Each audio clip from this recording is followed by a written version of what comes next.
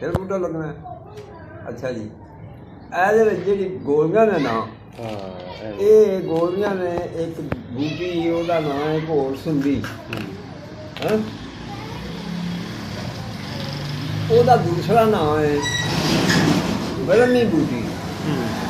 ਜਿਹੜੀ ਬ੍ਰਹਮੀ ਬੂਟੀ ਹੈ ਨਾ, ਉਹਦਾ ਰੁੱਬ ਕੱਢ ਕੇ ਤੇ ਉਹਦੀਆਂ ਗੋਲੀਆਂ ਬਣਾ ਲਈਏ ਇਸ ਮਿਕਦਾਰ ਨਾਲ, ਯਾਨੀ ਕਿ ਚਨੇ ਦੇ ਬਰਾਬਰ, ਮੋਟੇ ਚਨੇ ਦੇ ਬਰਾਬਰ।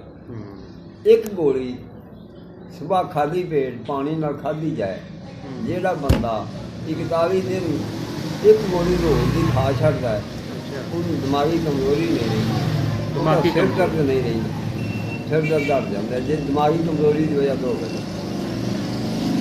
ਹਾਂਜੀ, ਤੇ ਜੇ ਬਲੱਡ ਪ੍ਰੈਸ਼ਰ ਦੀ ਵਜ੍ਹਾ ਤੋਂ ਹੋਵੇ ਤੇ ਫਿਰ ਇਹ ਨਹੀਂ। ਅੱਛਾ ਇਹ ਵੀ ਹਿਸਾਬ ਹੈ। ਹਾਂਜੀ।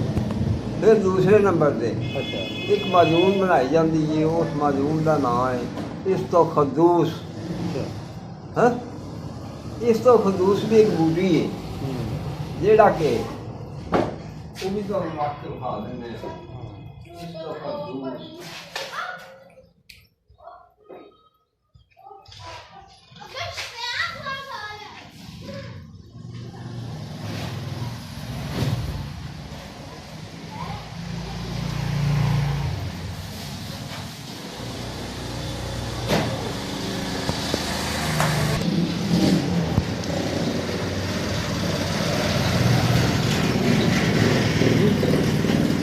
ਇਸਤੋਖਦੂਸ ਜਿਹੜੀ ਹੈ ਨਾ, ਗਰਮੀ ਦਾ ਮੌਸਮ ਹੋਵੇ ਤੇ ਬਲੱਡ ਪ੍ਰੈਸ਼ਰ ਦੀ ਵਜ੍ਹਾ ਤੋਂ ਸਿਰ ਦਰਦ ਹੁੰਦਾ ਹੋਵੇ ਤੇ ਇਹ ਬੂਟੀ ਜਿਹੜੀ ਹੈ ਨਾ, ਇਹ 6 ਮਾਸ਼ੇ ਤੋਂ ਕੋਲੇ ਦੀ ਤਰ੍ਹਾਂ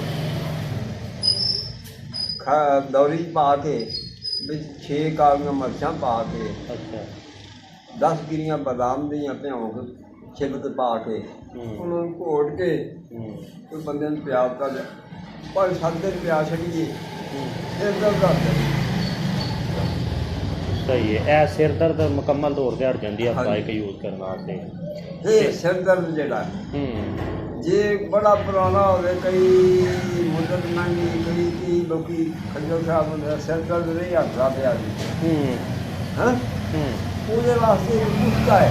ਅੱਛਾ, ਕੁਸ਼ਤਾ ਜਿਹੜਾ ਹੈ ਨਾ, ਉਹਦਾ ਨਾਂ ਹੈ ਸੰਗ ਯਸ਼ਬ ਦਾ ਕੁਸ਼ਤਾ। ਅੱਛਾ ਸੰਗ ਯਸ਼ਬ ਦਾ ਕੁਸ਼ਤਾ।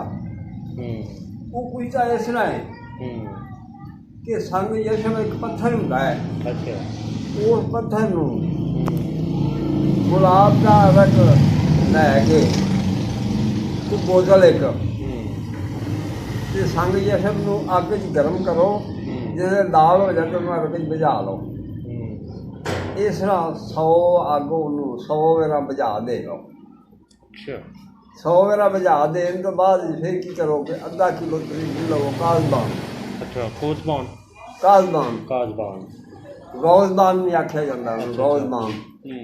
ਉਹ ਗੌਜ਼ਬਾਨ ਲੈ ਕੇ ਅੱਧਾ ਕਿਲੋ ਤੇ ਉਹਨੂੰ ਕੁੱਟ ਕੇ ਥੋੜ੍ਹਾ ਜਿਹਾ ਪਾਣੀ ਉਹਦੇ ਲਾ ਕੇ ਨੂਗਦਾ ਬਣਾ ਲਓ।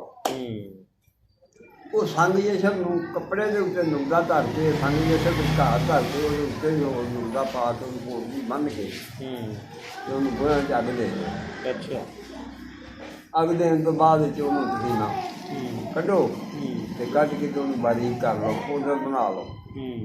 ਉਹ ਪਾਊਡਰ ਇੱਕ ਰੱਤੀ ਦੁੱਧ ਦੇ ਨਾਲ, ਦੁੱਧ ਪਾਣੀ ਤੋਂ ਬਗੈਰ ਹੋਵੇ, ਉਹਨੂੰ ਗਰਮ ਕਰਕੇ ਉਹਨੂੰ ਨਿੱਕਾ ਜਿਹਾ ਕੋਸਾ ਜਿਹਾ ਦੁੱਧ ਹੋਵੇ, ਉਹਦੇ ਨਾਲ ਉਹਨੂੰ ਤੁਸੀਂ ਖਵਾ ਦਿਓ, ਇੱਕ ਰੱਤੀ ਖੁਰਾਕ। ਅੱਛਾ, ਪਹਿਲੀ ਖੁਰਾਕ ਨਾਲ ਸਿਰ ਦਰਦ ਹਟ ਜਾਂਦੀ। ਅੱਛਾ, ਇੱਕੋ ਖੁਰਾਕ ਨਾਲ बेहतरीन कुर्ता। बेहतरीन कुर्ता। ਹਾਂਜੀ, ਸਿਰ ਦਰਦ ਆਸੇ ਸਿਰ ਦਰਦ ਯਾਨੀ ਕਿ ਇਹ ਤਿੰਨ ਚੀਜ਼ਾਂ ਨੇ ਜਿਨ੍ਹਾਂ 'ਚ ਇੱਕ ਦਿਮਾਗੀ ਹੈ ਜਿਹੜੀ ਆਪਣਾ, ਇੱਕ ਹੈ ਵੇ ਤੇ ਇੱਕ ਉਸਤੂ ਕਦੂਸ ਤੇ ਤੀਸਰਾ ਜਿਹੜਾ ਕੁਸ਼ਤਾ ਮਤਲਬ ਸਿਰ ਦਰਦ ਆਸੇ। ਹਾਂ, ਜਿਹੜੀ ਸੰਗ ਯਸ਼ਬ ਦਾ ਸੰਗ ਯਸ਼ਬ। ਹਾਂ।